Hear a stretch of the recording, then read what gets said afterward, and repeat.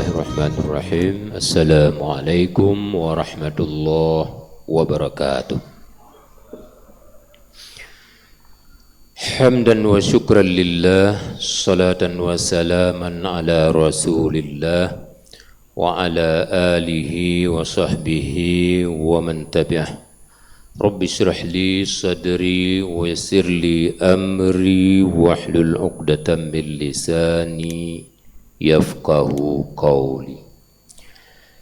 Hadirin wal hadirat yang dirahmati Allah, kembali kita menyambung hadis yang diriwayatkan oleh Imam Muslim, di mana Allah menjauhkan diri dengan 3 golongan hambanya. Tidak mau mengampunkan dosa-dosanya dan malah tidak mau memperhatikannya pun, melainkan mendapatkan azab yang pedih kepada 3 golongan hamba tersebut. La yukallimuhumullahu yawmal qiyamati wa la tuzakkihim wa la yanzuru ilaihim wa lahum azabun alim. Siapa gerangan 3 golongan orang tersebut? Yang pertama yang kita sudah bahas adalah syaikhun zanin, orang-orang yang sudah muhsan, orang-orang yang sudah berkeluarga, orang-orang yang sudah menikah tapi masih berzina. Yang kedua adalah wa malakun kadzabun, pemimpin yang pembohong. Yang ketiga wal ailul mutakabbir, orang-orang yang hidupnya merana tapi penuh dengan kesombongan. Golongan kedua yang kita mau kupas pada saat ini adalah al-malikun kadzabun. Al-malik itu secara spesifik dia bermakna raja. Tapi raja itu dia menjadi terminologi semenjak zaman Nabi Daud dahulu sampai hari ini masih terpakai. Dalam pengertian lebih luas itu bermakna pemimpin. Dan pemimpin itu tidak dikategorikan pemimpin besar atau pemimpin kecil, pemimpin negara atau pemimpin provinsi atau pemimpin keluarga. Karena Rasulullah sallallahu alaihi wasallam menyatakan kullukum ra'in wa kullukum mas'ulun an ra'iyati. Jadi semua umat Nabi Muhammad ini pemimpin yang bakal dimintakan pertanggungjawaban di hari kemudian nanti. Oleh karena itu, pemimpin yang dimaksud dalam al-malikun kadzabun itu adalah mulai dari level kepemimpinan keluarga, kepala keluarga, kepala lorong, kepala dusun, kepala kampung atau kesi, imam mukim, camat, bupati, wali kota, gubernur sampai kepada presiden. Apa saja namanya, perdana menteri kah, presiden kah, raja kah, khalifah kah? Karena semua itu tersebutkan dalam Al-Quran. Istilah amir atau amirul mu'minin terdapat dalam Al-Quran.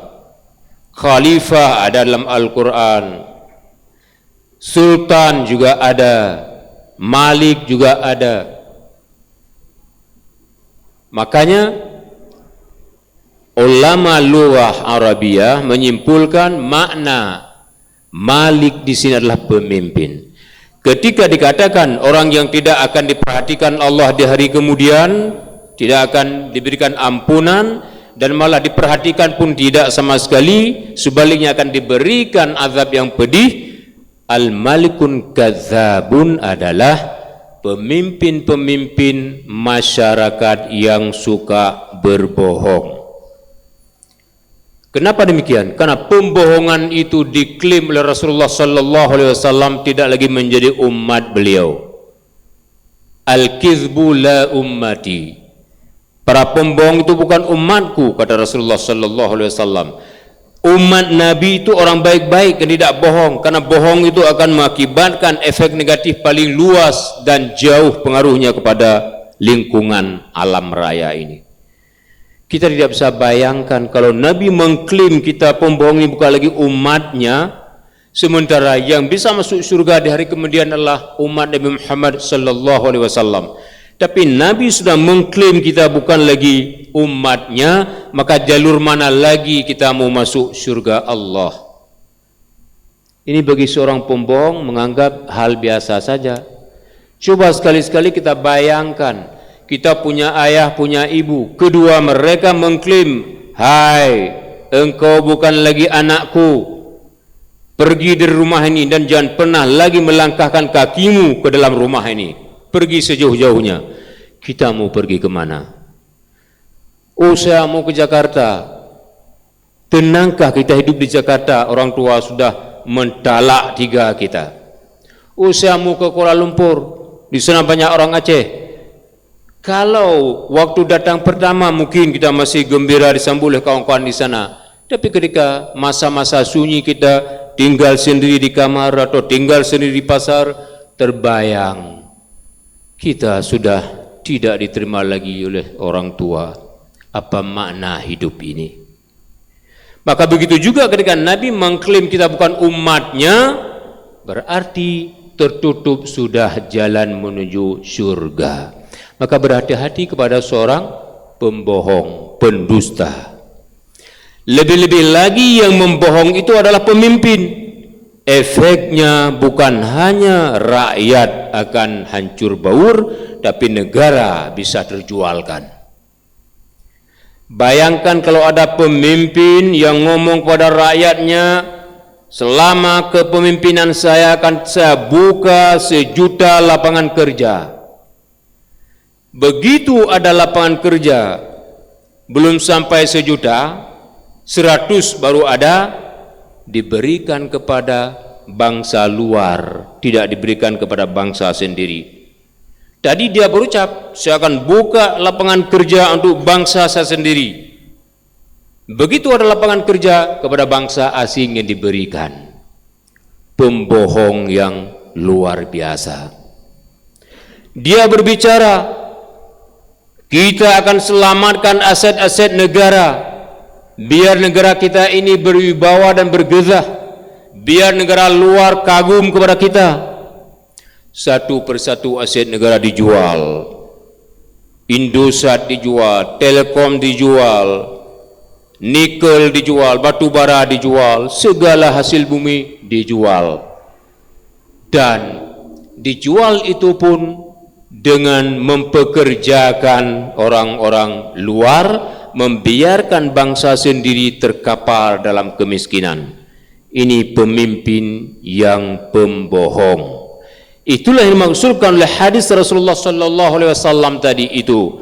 La yukallimuhumullahu yaumal qiyamati wa la yuzakkihim wa la yanzuru ilaihim wa lahum azabun alim.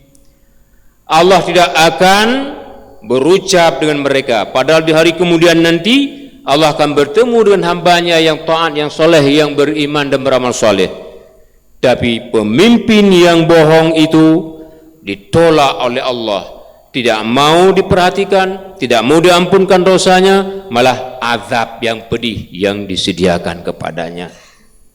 Apalagi ada orang-orang yang begitu maju menjadi calon pemimpin, itu berjanji 1 juta janji. Begitu jadi pemimpin, janji-janji tinggal janji. Bulan madu untuk Jokowi, ini dahsyat sekali. Perilaku yang sangat dahsyat yang akan menghancurkan umat dan bangsa. Malah salah-salah negara bisa terjualkan gara-gara pemimpin yang zalim. Ma akhafu ala ummati, kata Rasulullah sallallahu alaihi wasallam, al-a'immatul mudillin. Apa yang aku takutkan suatu masa nanti, kata Rasulullah sallallahu alaihi wasallam, adalah lahirnya pemimpin-pemimpin yang menyesatkan umatku. Bayangkan kalau ada orang berceramah mengungkapkan Al-Quran, mengungkapkan Al-Hadis, mengungkapkan konsep khilafah sebagai penerus daripada Khulafaur Rasyidin, ditangkap. Orang-orang yang ingin berdakwah dibunuh. Tapi judi dibiarkan karena ada setoran. Prostitusi dihidupkan karena dia ada bagian. Narkoba dilegalkan, kalaupun ada yang ditangkap itu skenario belaka untuk mengelabui mata rakyat. Ketika ada pemimpin yang memimpin bangsa seperti itu, maka pertanda bangsa itu berada pada fase mulkan jabbarian. Fase mulkan jabbarian itu adalah fase yang Rasulullah sallallahu alaihi wasallam janjikan, di mana umatnya dijadikan bola pimpong oleh bangsa lain, oleh orang yang beragama lain, dan dibantu oleh umat Islam itu sendiri.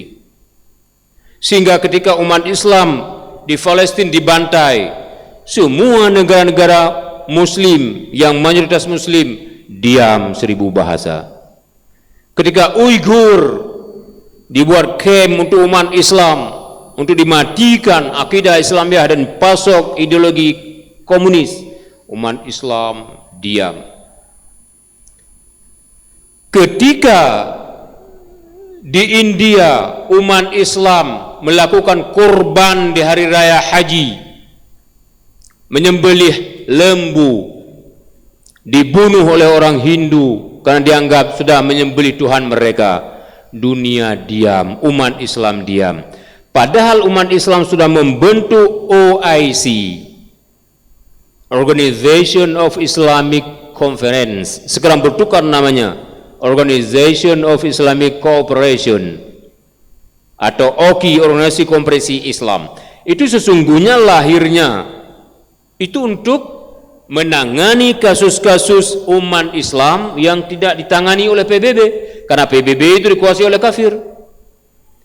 Maka ketika OIC tidak berfungsi, PBB diam terhadap kemaksiatan yang melanda umat Islam, itulah gambaran fase mulkan jabbarian.